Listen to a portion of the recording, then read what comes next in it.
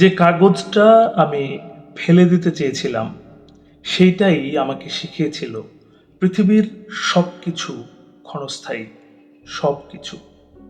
যেদিন বাবার শেষ ব্যবহার করা জিনিসটা ডাস্টবিনে ফেলতে গিয়েছিলাম, ঠিক সেই দিনেই একটা ভাঁজ করা কাগজ আমার হাত কাঁপিয়ে দিয়েছিল। আমি রফিক নটবর আছি আপনার সাথে।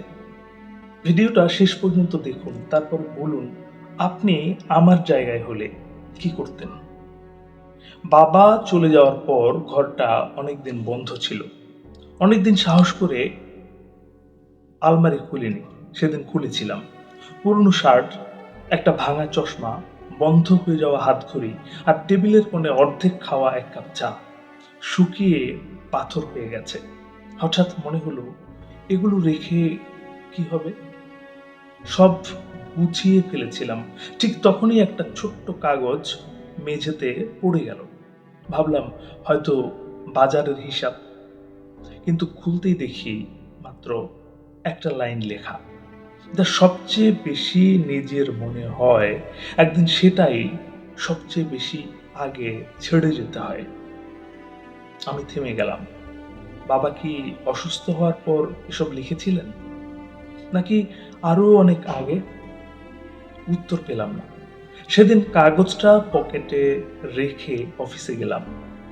অফিসে গিয়ে দেখি যে সহকর্মীর সঙ্গে গত 5 বছর ধরে কথা বলি, সে চাকরি ছেড়ে দিয়েছে। বিদায়ও বলতে পারলাম না।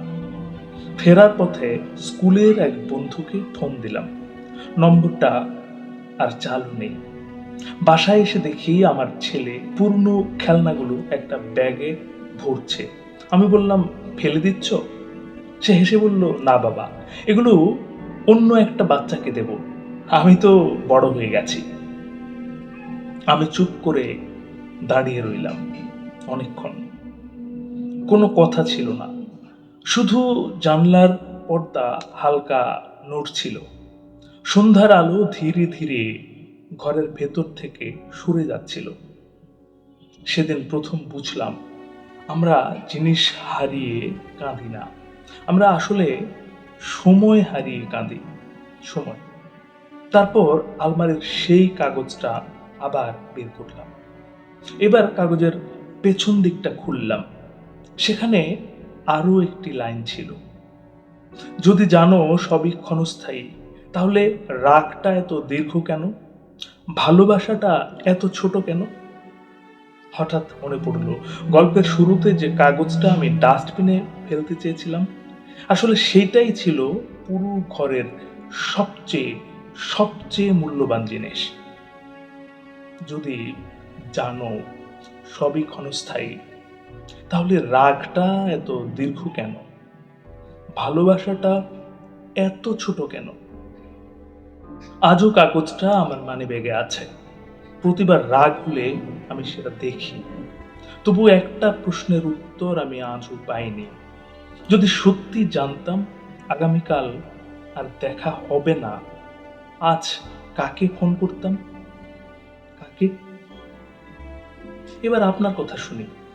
যদি মাত্র একদিন সময় পেতেন, কাকে প্রথমে ক্ষমা করতেন, ভালোবাসি বলতেন? আপনার জীবনে এমন কোনো ছোট জিনিস আছে যার মূল্য আপনি অনেক দেরিতে বুঝেছেন? অনেক দেরিতে? জানাবেন।